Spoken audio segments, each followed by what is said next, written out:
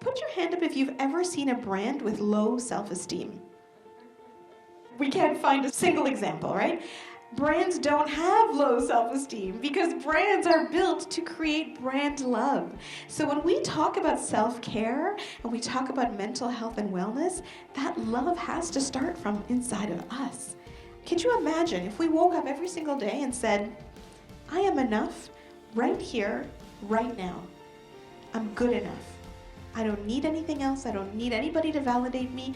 I am validating myself, and I am okay just as I am. How would that feel for us? Let's say we're in the market to buy a t-shirt for a guy. A men's t-shirt brand. We're looking for a black cotton t-shirt. You see these three models here. Do the t-shirts look relatively the same when you first see it? Now, t-shirt number 2 happens to be 875 times more expensive than t-shirt number 1. If you compare t-shirt number 1 to t-shirt number 3, it's 17,000 times more expensive. Does that make sense at all? So if I was in a store and I said, listen, you can buy t-shirt number 1, but t-shirt number 3 here is so good. It is 17,000 times more qualitatively superior. Would you buy that argument from me?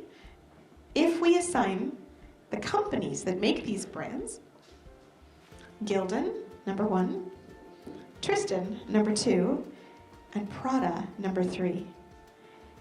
Does it start to make more sense now why one is more expensive than the other? Yeah? Look at the pricing. Gildan you can buy for $337. Tristan, $29.50. But the Prada t-shirt is $580. Now if you look up online, these are the actual prices for black t-shirts from each of these brands. Now, when you go into a store and you walk by these 3 stores and you see these prices, would anybody tell me I'm totally irrational and I'm completely out of my mind for looking at these prices the way that they are? No, we accept it, right? We say, oh, Prada, oh, of course it's $580. Doesn't it make sense to us in our head that yeah, of course it makes sense that Prada would be that expensive. Why? When we didn't know the brand, and we didn't know the price, and we just saw the ratio, it made no sense at all, right? This is the power of branding. Because you have this t-shirt, you're full of elegance. Because you have this t-shirt, you have a certain sense of prestige that you've earned. Because you have this t-shirt, it puts you in a different social rank than anybody else. What are we doing? We're saying that because you buy this t-shirt, you can feel good about yourself. So even this t-shirt, which is on the market for $580, if somebody doesn't look at the label, they have no idea that it's a Prada t-shirt. But when the person who's bought it wears it, they feel comfortable. They feel good. We've given them prestige, social rank, and elegance. That's what they're paying for at the end of the day.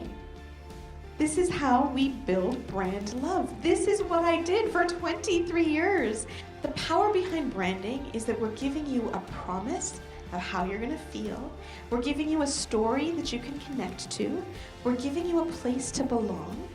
We're giving you a chance to accept yourself. So I actually took the branding exercises that I do for brands like Nike and Disney and Johnson & Johnson, American Express, and I applied it to myself. And I'm gonna ask you guys to do that with me today. I felt like I got a better understanding of myself, and as a university student, I feel like this would be like really useful for other university students.